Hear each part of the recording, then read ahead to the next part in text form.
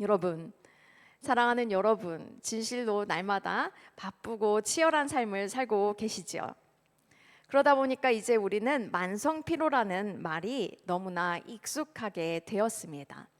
이 만성 피로라고 하는 것은요, 쉬어도 쉰 것 같지 않고 피로감이 지속되는 상태가 6개월 이상 가는 그런 상황을 말한다고 합니다. 몸이 너무나 지쳐버려서 마음도 지쳐서 특별히 어떻게 다른 증상은 없지만 피로감이 지속되는 바로 현대인의 모습을 말하는 것입니다. 이 만성 피로의 주요 원인은 우울증과 과도한 업무 스트레스라고 합니다. 이 스트레스와 우울감은 개인적인 문제기도 하지만은 이 산업사회에서 경쟁이 치열하잖아요. 이 바쁘고 이 경쟁이 치열한 가운데서 또 다른 사람들과 비교하기도 너무나 쉬워졌습니다. 이런 사회 환경에서 발생하는 하나의 사회 문제이기도 합니다. 제가 조금 약간 그 개발도상국에 살다가 한국에 왔을 때 너무나 깜짝 놀랐습니다. 왜냐하면 시청 지하철에 갔는데 저는 막 이렇게 어디로 가야 되지? 이렇게 두리번 가는데 사람들이 다들 너무나 숨가쁘게 걸어가고 있는 것이었습니다. 모든 서울 사람들이 어떤 여유도 하나도 보이지 않고 무척이나 분주해 보였습니다.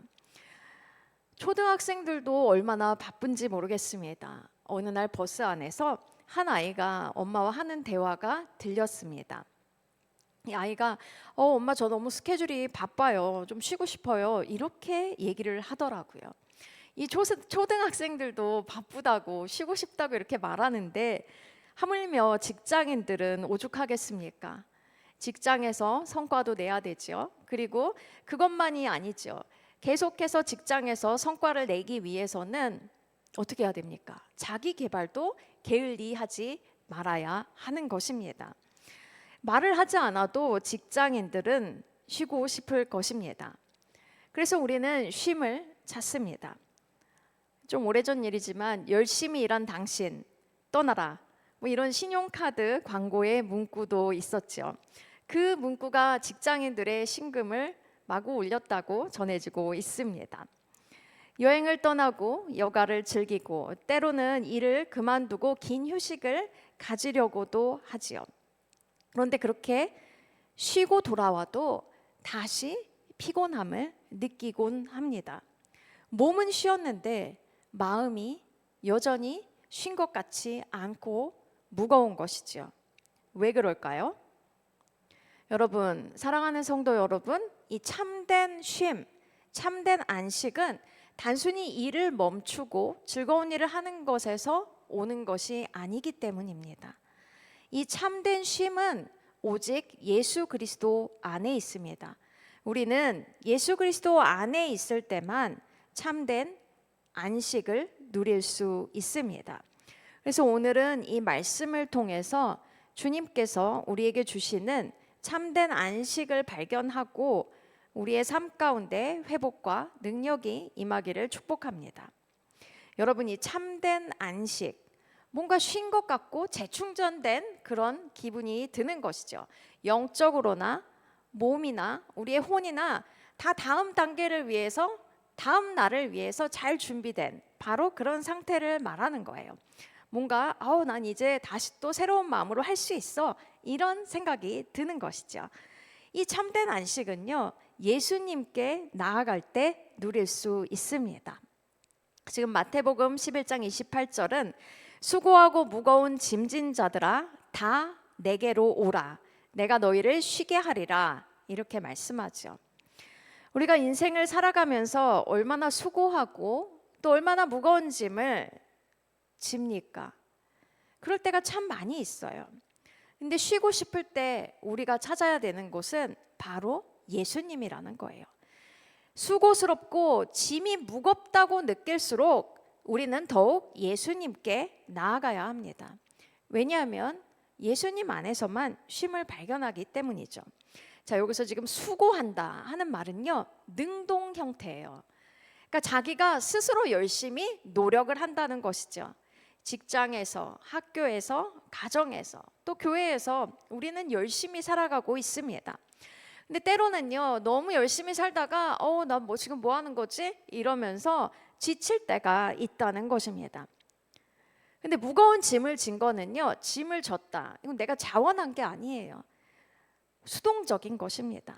다른 사람에 의해서 어쩔 수 없이 억압되고 그리고 힘들어진 그런 상황을 말하는 거예요. 경제적인 어려움이 있습니다. 지난 몇 년 동안 물가가 확 오르는데 임금은 그냥 그 자리에 있죠. 그러니까 갑자기 내가 더 가난해진 것처럼 느껴집니다. 또 관계는 어떻습니까? 모든 관계들이 참 좋으면 좋은데 그렇게 잘 지냈는데 요즘 그런 고백을 하는 사람이 많아요. 저랑 한 20, 30년 친구였는데요. 글쎄 정치 성향이 달라서 이제는 더 이상 친구를 못 하겠습니다. 이런 고백을 하는 사람들이 심심치 않게 나오고 있습니다. 원래는 나랑 마음이 너무나 맞는 것 같았는데 지금 우리나라의 어떤 위기적인 상황 앞에서 너무나 다른 시각을 갖고 있다는 것을 발견하면서 더 이상 말이 안 통해 하는 그런 아픔을 느끼는 거죠. 뿐만이 아닙니다. 자녀들은 인생의 고민을 싸질머지고 부모들에게 화를 내거나 짜증을 낼 때도 많이 있습니다. 자녀들만 문제가 아니지요. 뭐 어린 자녀만 문제가 아니에요. 어르신들에게는 나이 든 자녀들도 좀 안타깝고 힘들 때가 있습니다.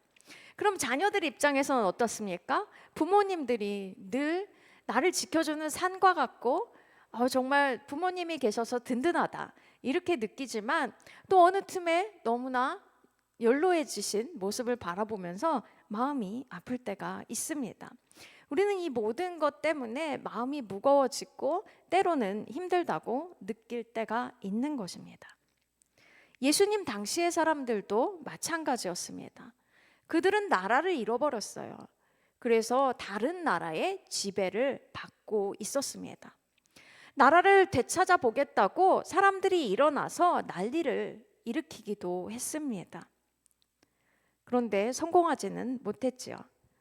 또 그들은 아주 과중한 세금을 냈습니다. 그래서 착취를 당하고 약탈을 당했지요. 그러다 보니 경제적으로 가난했습니다. 뭔가 잘 돌아가지 않으니까 강도들도 극성을 부렸습니다. 그 밖에 다른 죄악도 만연했어요. 그러다 보니까 사회 질서도 무너지게 되었습니다. 근데 그들이 가진 가장 큰 어려움은 영적인 것이었습니다. 이 제사장들이 하나님을 섬기고 또 사람들이 예배를 드릴 수 있도록 돕는 그 일을 제대로 하지 못했어요. 오히려 제사장들이 사람들에게 무거운 짐을 안겨주었습니다. 이스라엘 사람들은 그들을 구원할 메시아를 너무나 열망했지만 도무지 어떻게 해야 될지를 몰랐습니다. 특별히 다른 바리새인이라고 하는 사람들은요, 하나님의 은혜와 긍휼에 대해서 말해주기는커녕 오히려 율법을 지키라고 강조하다 못해 막 강요를 한 것이죠. 그래서 율법을 잘 지키지 못하는 사람들을 죄인이라고 부르면서 멸시했던 거예요.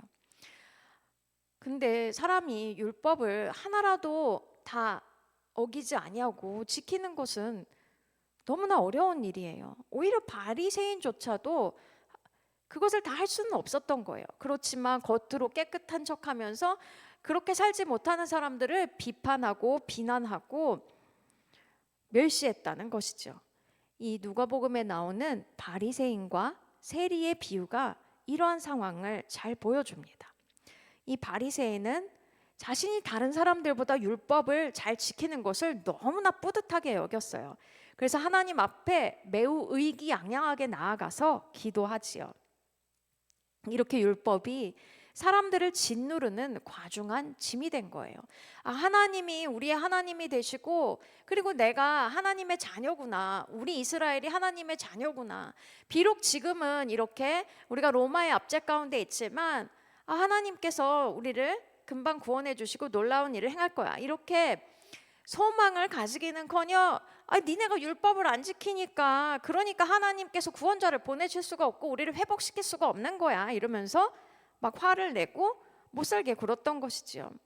인간이 원래 갖고 있는 죄짐도 무거운데 거기다 율법의 형벌까지 더해주니까 너무나 무거워서 견딜 수 없었던 것입니다.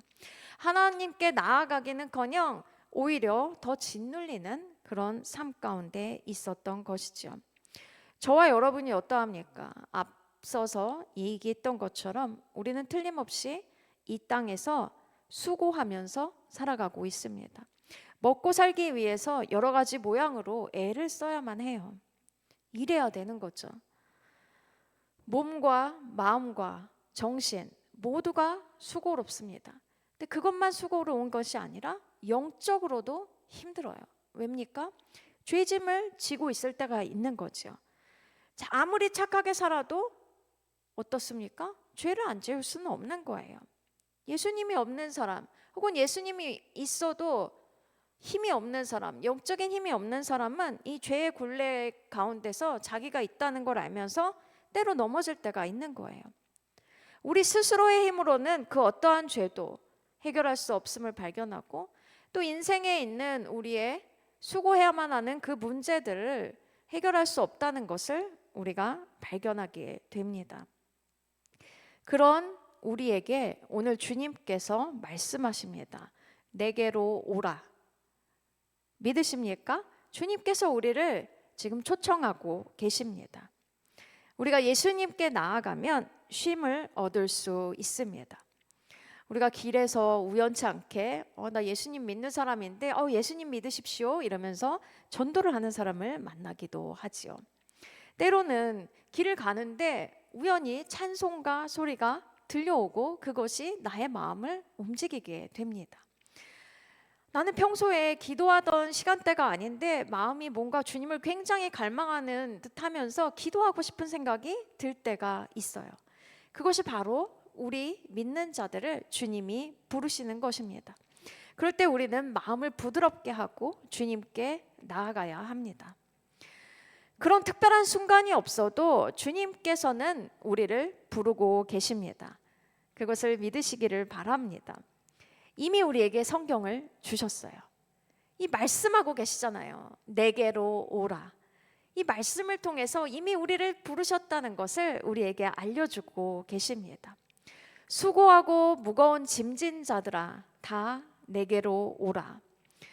여러분, 이 성경 말씀이 바로 저와 여러분에게 하나님께서 개인적으로 주시는 바로 그런 말씀이 되기를 축복합니다.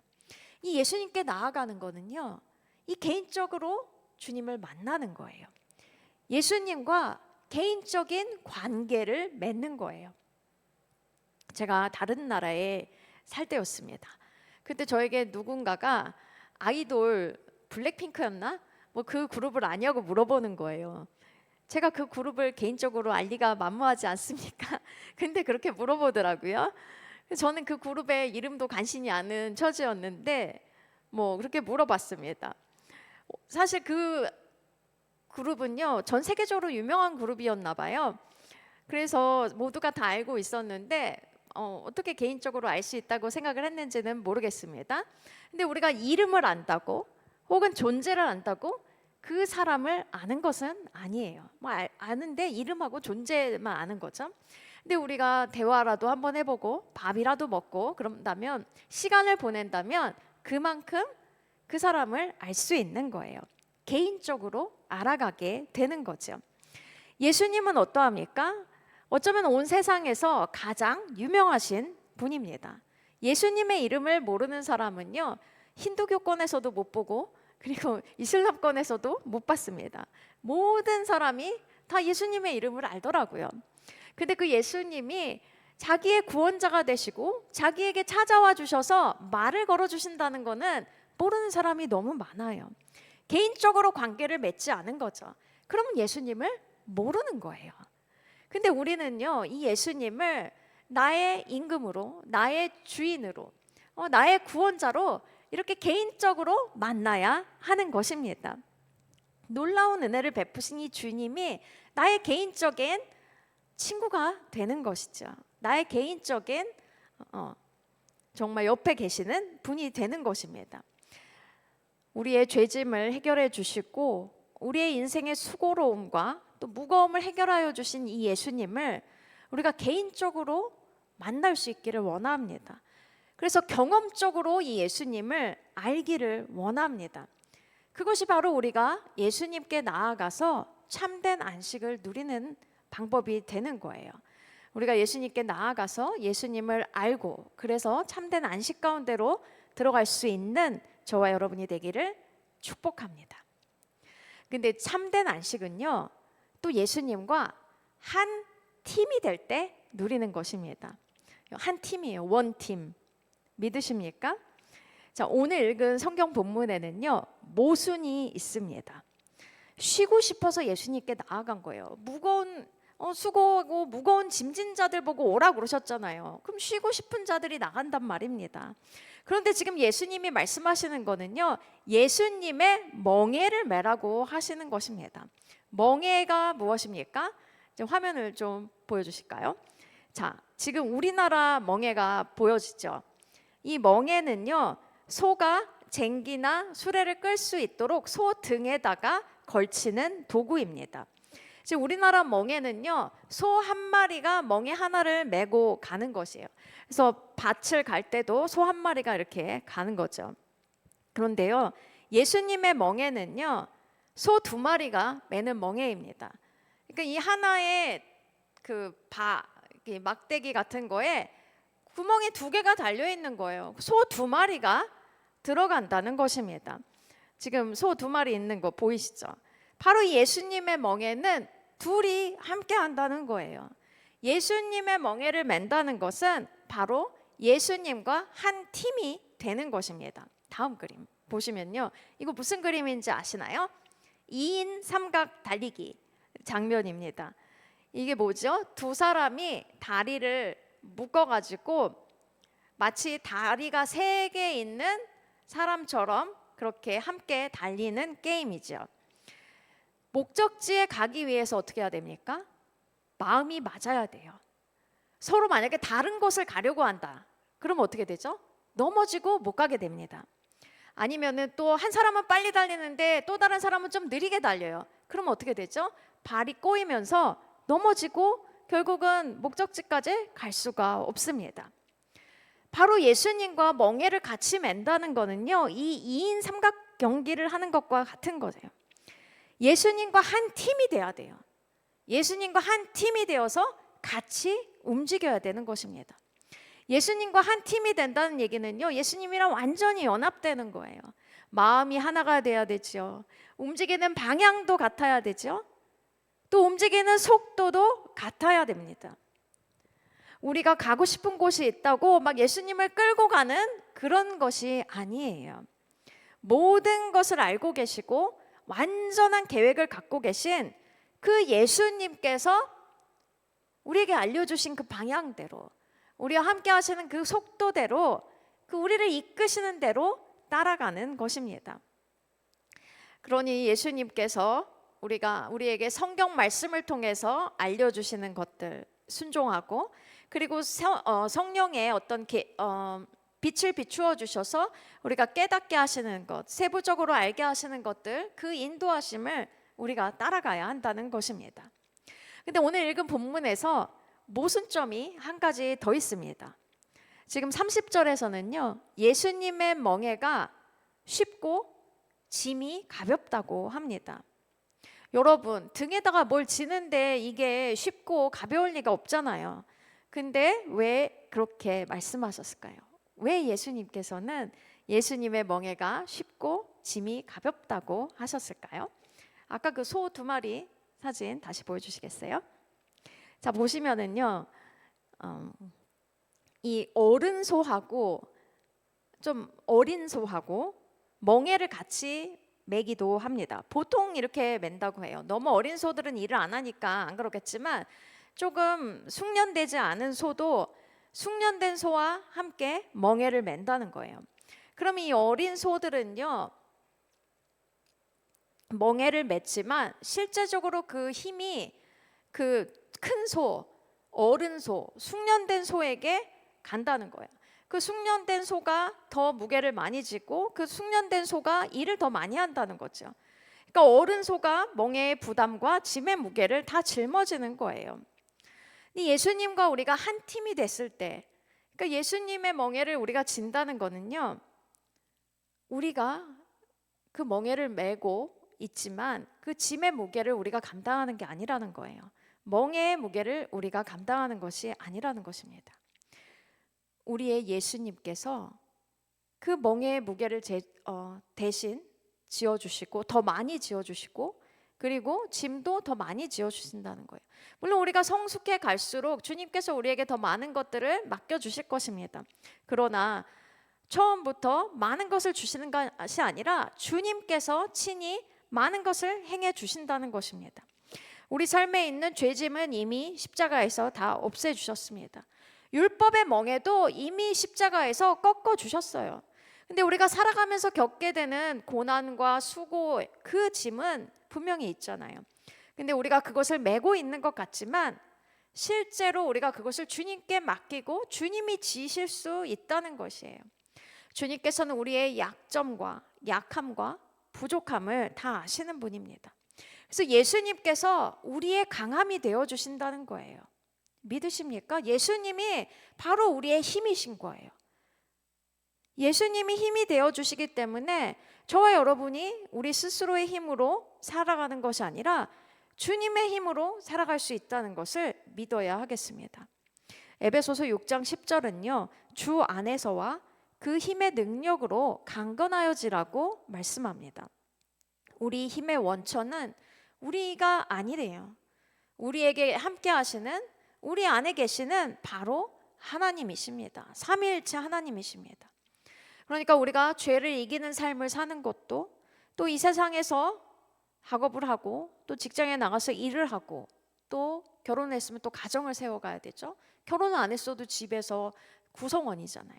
그 가정을 세워나가는 그 모든 것이 우리 자신의 힘이 아니라 주님의 힘으로 하는 것입니다. 그래서 우리는 철저하게 주님을 의지해야 되는 것입니다. 그래서 우리가 의도적으로 시간을 따로 내서 한적한 곳에서 기도하는 것이에요. 심지어 예수님조차 이 땅에 사실 때 그렇게 시간을 내서 한적한 곳에서 기도하셨어요. 왜 그렇습니까? 하나님을 의지하시기 위해서죠. 우리가 이렇게 시간을 내서 따로 기도하지 않는다면 우리는 자꾸만 우리 힘으로, 우리 방식대로, 그리고 우리 속도대로 일하고 싶어 합니다. 그렇게 일할 때 우리는 탈진해요. 어느 틈에 힘이 다 빠져버리고 만성피로와 같은 그런 증상들이 영적으로도 나타나게 되는 거죠. 그러면 어떻습니까? 조급해지고 짜증이 많이 나고 감사를 잃어버리게 됩니다. 능력이 나타나지 않아요. 좋은 결과가 맺히지를 않습니다. 반면에 기도하면서 주님을 의지하는 사람은 어떻습니까? 눈에 띄지 않을 수 있어요. 처음에는 뭐 그냥 그런가 보다 하는데 중요한 순간마다, 예를 들어서 시험 때라든가 뭐 다음 뭐 회사를 옮겨야 된다라든가 이런 순간마다 잘 넘어가게 되죠. 그리고 끝까지 멈추지 않고 하게 됩니다. 그래서 옆에 있는 다른 사람들이 봐도 저 사람은 하나님이 함께 하시나 봐, 인생이 좀 잘 풀리네, 이런 고백을 하게 되는 것입니다. 근데 여러분, 우리가 주님을 의지하고 주님의 힘을 사용한다고 하는 것은요, 주님께 맡기고 기도만 하면서 가만히 있는 것을 말하는 건 또 아니에요. 주님을 따라서 주님과 함께 움직여야 하는 것이죠. 자, 멍에를 같이 맸는데 한쪽이 안 움직이고 가만히 있어 보십시다. 아무 일도 일어날 수가 없는 거예요. 질질 끌려가려고 그러면은, 물론 예수님은 그렇게 끌고도 가실 수 있는 능력이 충분히 있으시지만 우리에게 자원하는 심령이 있는지 보시는 분입니다.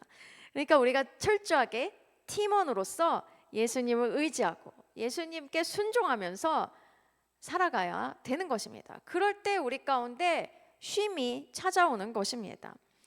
그것을 믿고 정말 예수님을 의지하며 안식하실 수 있는 저와 여러분이 되기를 원합니다. 마지막으로 이 참된 안식은요, 예수님께 배우는 사람이 누릴 수 있습니다. 이 모든 소가 처음부터 멍에를 잘 매는 것이 아닙니다. 이 숙련된 소와 덜 숙련된 소가 함께 맬 때 어떻습니까? 덜 숙련된 소는 숙련된 소를 따라가면서 움직여요. 그러면 이 멍에를 메고서 어떻게 일하는지를 배울 수 있게 되는 것입니다. 우리가 예수님과 한 팀이라는 것은요, 최고의 선생님과 함께하는 것입니다. 최고의 코치와 함께하는 것이에요. 근데 이 예수님이 온유하고 겸손하신 분이라고 지금 성경이 말합니다. 우리가 이 예수님 옆에 있으면서 예수님의 성품을 배워가는 거예요. 특별히 이 겸손과 온유를 배우는 것입니다. 이 겸손을 우리가 생각할 때 사람들이 나를 어떻게 보느냐 이 관점에서 자꾸 생각해요. 그래서 자꾸 낮은 자리에 처하는 것 같고 자기 자랑도 하지 않는 것 같고 있는 듯 없는 듯 한 것 같고 그게 겸손이라고 생각할 때가 있죠. 근데 이 겸손은요, 하나님 관계에서 나타나는 것입니다. 하나님 앞에서 내가 어떤 태도를 갖고 있냐라는 거예요. 예수님은요, 하나님과 같은 분이시지만 하나님과 동등됨을 취할 것으로 여기지 아니하였다고 말합니다. 스스로 낮아지셨어요. 그래서 예수님은 자기 자의적으로 행하신 일이 없습니다. 그리고 자의적으로 말씀하시는 것이 없었어요. 하나님께서 말씀하여 주신 것을 전달해서 말했고 자기 뜻이 아니라 하나님 아버지의 뜻을 이루기 위한 삶을 사셨어요. 그렇게 행동하셨어요. 그래서 십자가에 달리기 전에도 막 피가 땀이 되도록 그렇게 기도하셨죠. 그리고 결국 순종하셨어요. 그리고 예수님께서 가르치신 모든 것이 하나님으로부터 온 가르침이었습니다.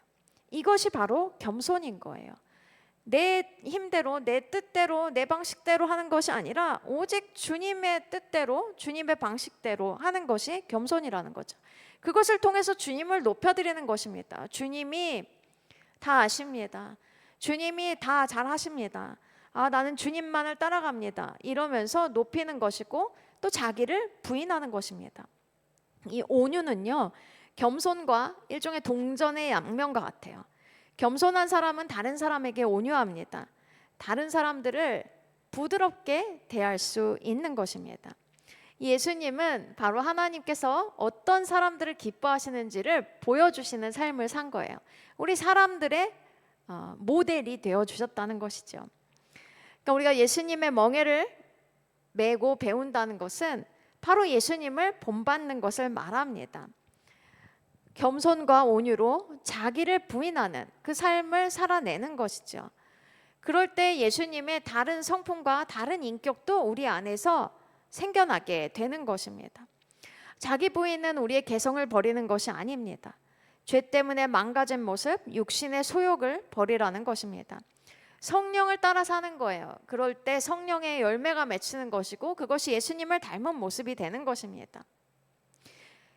예수 그리스도 옆에서 그분의 겸손과 온유를 먼저 닮아갈 때 바로 그렇게 자기를 부인하고 성령을 따르는 삶을 지속할 수 있습니다. 우리는 또 예수님의 삶의 발자취를 따라갈 수 있어요. 예수님은 자기를 부인하고 끝까지 하나님의 뜻을 이루는 삶을 사셨습니다. 그래서 결국 인류 구원이라는 사명을 완수하셨죠. 우리가 예수님을 본받는다는 것은요, 그렇게 인내하면서 끝까지 주님께서 우리에게 주신 사명을 감당하는 것입니다. 사명의 모습은 다 달라요. 그러니까 너는 왜 나처럼 살지 않냐고 그렇게 말씀하실 필요가 없습니다. 다 자기 몫이 있는 것입니다. 근데 그렇게 우리가 예수님을 본받고 사명을 이루는 그런 삶을 산다고 해서 우리가 세상에서 꼭 다 성공하는 것은 아닐 수도 있어요. 주님 나라에서는 성공하지만 또 세상 사람들이 흔히 생각하는 그런 성공은 아닐 수도 있다는 거예요. 그리고 여전히 삶의 고통과 어려움이 찾아올 수 있어요. 그렇지만 우리는 그 고난과 어려움 속에서도 혹은 사명을 이루기까지 우리에게 찾아오는 유혹과 시련 가운데서도 흔들리지 않는 믿음을 가지고 끝까지 주님 붙들고 승리하는 삶을 살 수 있게 되는 것입니다. 그것이 바로 우리가 주님 안에서 누릴 수 있는 안식인 거예요. 우리가 주님의 뜻을 이루며 살 때 느낄 수 있는 마음의 평안함과 쉼이 있다는 것입니다. 우리가 예수 그리스도의 성품과 예수 그리스도의 인격을 잘 배워서 참된 안식을 누릴 수 있기를 축복합니다.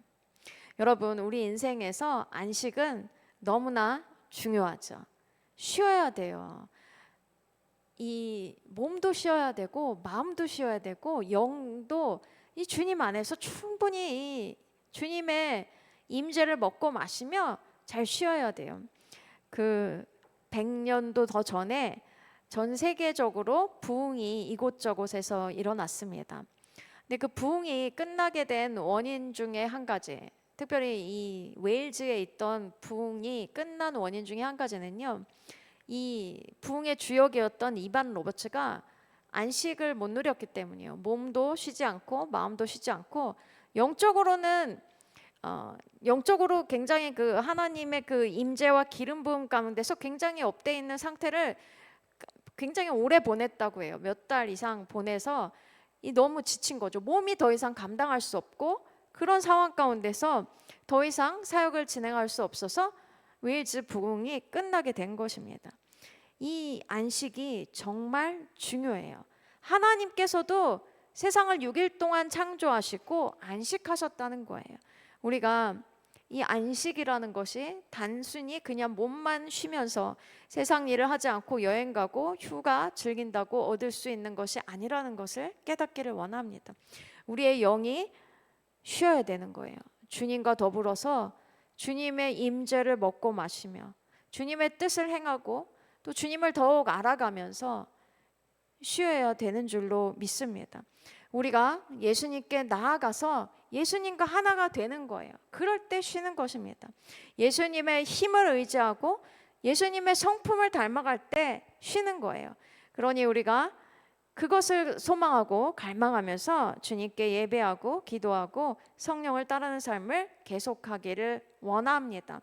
그래서 우리가 끝까지 갈 수 있기를 원합니다. 오늘만 살고 많은 삶이 아니라 우리가 날마다 주님과 동행하는, 기쁨으로 동행하는 그런 삶을 살아내는 저와 여러분이 되기를 원합니다.